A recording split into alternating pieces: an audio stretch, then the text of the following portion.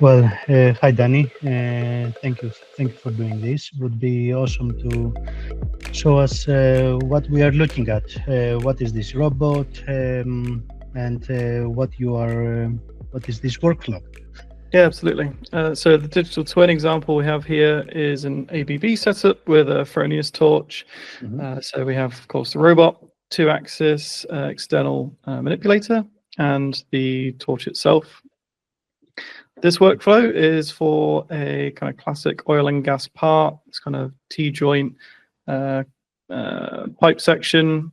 So thinking about how we might want to print this, it's got several different regions to it. We've got this kind of overhanging feature here, obviously this overhanging outlet. So it's pretty clear from looking at it that we're going to need to take a multi-stage approach. So this workflow on the right here is a good example of how we can slice multiple sections of a single part or assembly. We can optimize those different regions. We can assign process parameters across those different regions. Then, of course, we can simulate the whole thing at the end. So we have loaded in the step file. Step files are nice because they have more like boundary representation. We can select the surfaces and do fancier things like that.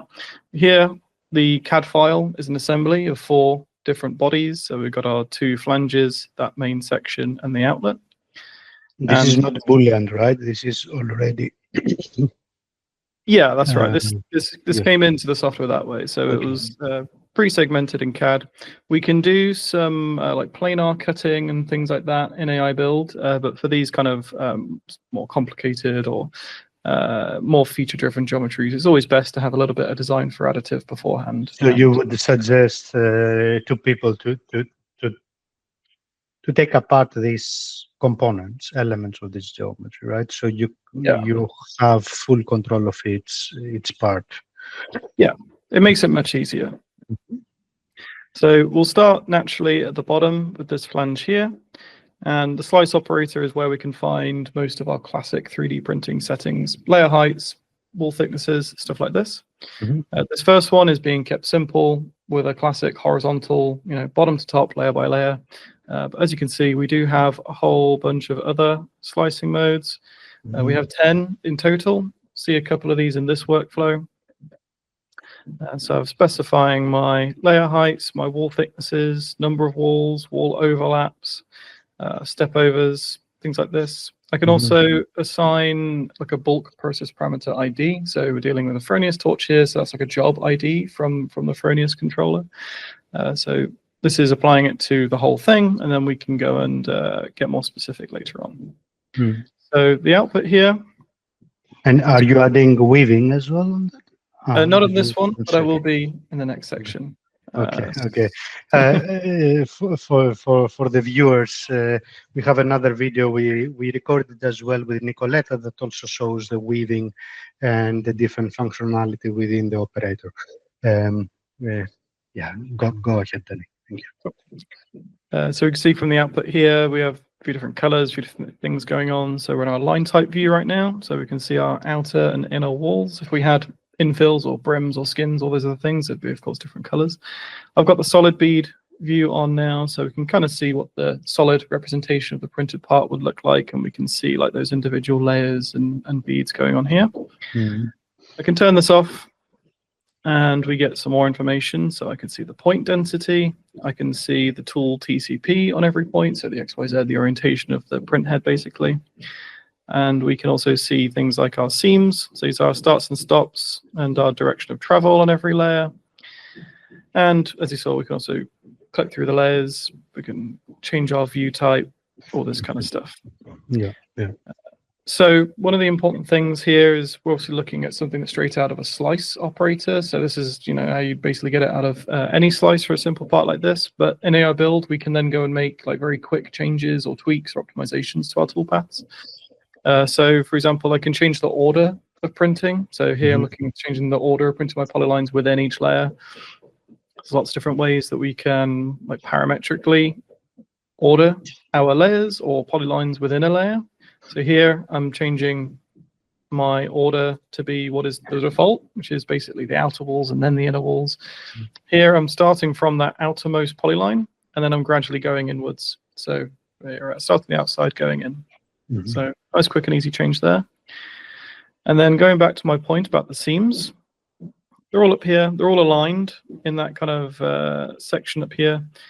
And when it comes to printing, maybe that means you've got a lot of excess material there, or not enough material, depending on your welding parameters.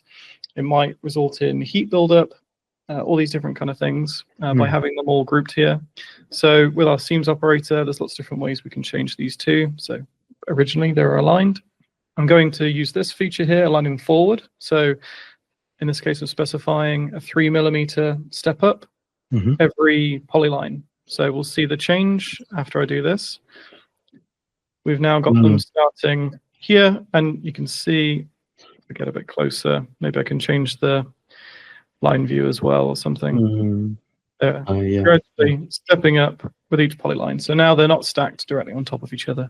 We have other ways that we can control these too. We could say load in or use a reference curve to put them exactly where we want them. We can use some geometry of the toolpath, or we can completely randomize them. So each have got their own various benefits and ways of doing things. And now, Danny, now if you want to apply all of that, okay, I know that if you want to change the geometry, you just change the geometry and everything recomputes, so I don't have to redo everything. But if I have to apply all of these settings but change slightly something to another geometry, can I just duplicate some of them? And yeah, if you wanted to reuse the entire workflow, you could reuse the whole workflow, change the CAD file, and it'll follow the same steps, the same settings. If you wanted to use this again or do another version and slightly tweak it, okay, that's okay, perfect. As well, and you could have them side by side and see what the differences are. So that's another good way of doing it without maybe disrupting the rest of your workflow. You can kind of take some to the side and take a look at it. Yeah. The last tweak I'm going to make to this particular section, we have all these seams now changing their location, which is great, but we're still dealing on every layer with 4 welds, 4 tracks, 4 individual polylines, and that means a lot of starts and stops across the whole print and within the layers. So a lot of arc on and offs.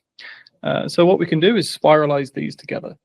We can do the classic 3D spiral, but here I'm actually spiraling it within the layer with a little ramped connection, and that connection is a 3mm connection, and you can see it location of all the seams. We've now made that bridging connection, so we've turned it from 4 starts and stops to just one at the start of the layer and one at the end of the layer. So there is spiral inside the slice, correct? Yeah, we have auto, I think it is here, continuous modes. We have different continuous modes. So why wouldn't you just put it there and then you're adding these operators? Why you do it in that flow? So it really depends on the application, the order you want to do things. We could do it all in here if we wanted to, and then that's like the equivalent of a one-click slicer, but you kind of get what you're given with the parameters that you've defined. By doing it here, I'm able to make some quick parametric tweaks. Because the way that we spiralize them here, it follows the order of the seams and the location of the seams. So before I spiralized it, I wanted to change my order to be outside to inside and to change the pattern of my seams. So I was able to do that really quickly, just with 2 operators. Took a few seconds to do, and then I've got. Especially if you do prototyping and you see you made a mistake, and I very quickly can go back, and I can even rename these operators. I don't want to name them through the name of the function. I can say I'm testing this kind of feature over there, so I have a visual feedback with a physical model, and then go back and iterate until I perfect it. Yeah, and this gives us a lot of granularity in how we're able to control things and manipulate things. But by taking this kind of parametric approach, I didn't have to draw any of this. I didn't have to do any of it manually like I would have to on like a CAM software maybe. It's much quicker, much easier, and more powerful that way. So that's my first flange. I've made a few tweaks to that. For now, the main body of my pipe section, this one I've sliced with a revolve slicing mode. So this is a great mode for like axially symmetrical components, and this basic cylinder can't get any more axially symmetrical than that. And this is using the weaving infill that we have in our revolve slicing mode. Yeah. So and that's double weaving. So I have to. Yeah. This time we've got two. The number of these weaving rings is determined by what our minimum maximum overlap percentages are. Because we have this inner radius here, and if we were weaving with just one big ring, we'd have much bigger overlaps in our weaves here than the outside. So either we'll have too much deposition or not enough on either side, so we could be out of spec. So we can especially important for CT scan to make sure that it's super watertight, right? Because it's the typical problem where you could end up with porosity on one side and too much material on the other, and depending on the particular process, it could result in like nozzle collisions or just completely skew with parts. But the user can specify here what their boundaries are, and it will apply what it needs to based off those boundaries automatically. Yep.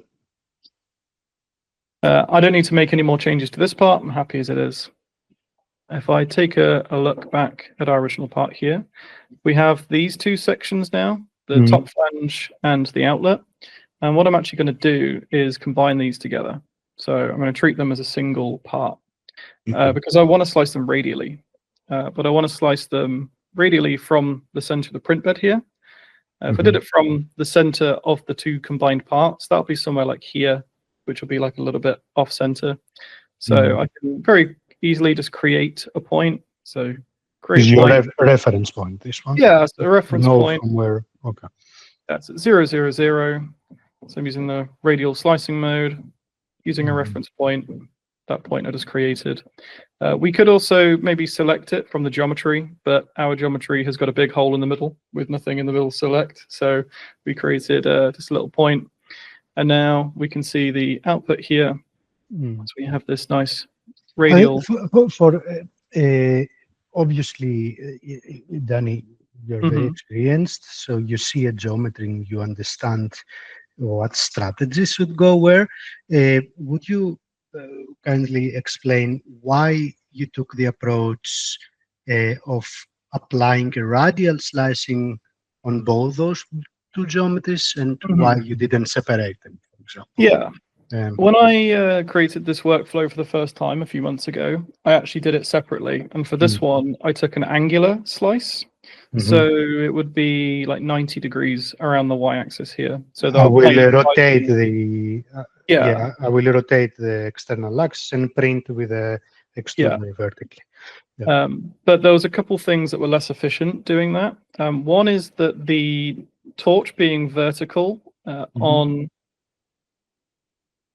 like the cylinder body surface here. If I can just get back to that.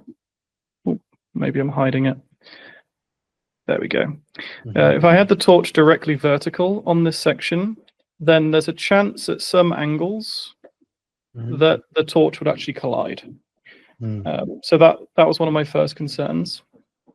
The next one is by doing them together, the layers are also kind of generated together too. So for the first roughly 10 layers where we are printing the outlet and the flange, the printing will switch between the two layer by layer. And that's actually means it's probably going to print quicker because whilst it's printing a layer of one, the other one is cooling down. Yes. So it can switch between the two. Whereas when I did it before, it'd do one after the other. It would have to wait for each layer to cool down before continuing again. So there was a couple different benefits that I thought of doing it this way. Very nice. Thank you. So I've got my 4 different parts, 3 different slices. I can use this combine option here to combine these together. And the order you are typing their all stages, so you know that this is your combine for all stages, right? Yeah. It's always helpful to rename things. It's just good for my own thinking of what I've been doing as I've been going along. The order that I've combined them here is the order that they will now print. I've also remapped the layers, so rather than everything starting from like layer 1 for each section, it's based off the order. So we're kind of you could still put a short operator, but within combine, if you keep the order, is also going to be the order of printing, right? Yeah. Okay. Yeah, exactly. So in the sequence view here now, we can see from the color coding that we're going to start at the bottom with blue, kind of do the main body, and then we do these in parallel until the flange is finished, and we finish off this outlet. And I can crop through all of these to show you that order. So always nice to validate that all makes sense. And I've done a few additional tweaks here. I've adjusted the seams to align forward everywhere else as well. So we've got this fun little like barbershop spiraling going around the part. And then at the end here, I'm using these edit operators to change my job IDs. Okay. So I've got my process parameters. I've sliced everything with a process parameter ID of 1. I'm using the same welding properties across the whole part, basically.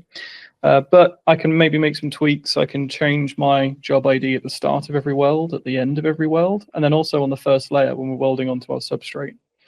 So here I've got you have those as an extra within your workflow if you want to try some extra elements. Okay. So I'm taking basically my first 10 mil, last 10 mil, the first layer, and then just tidying it all up at the end. We jump here. We can see that we'll now have nicely mapped a load of different process parameters across the part.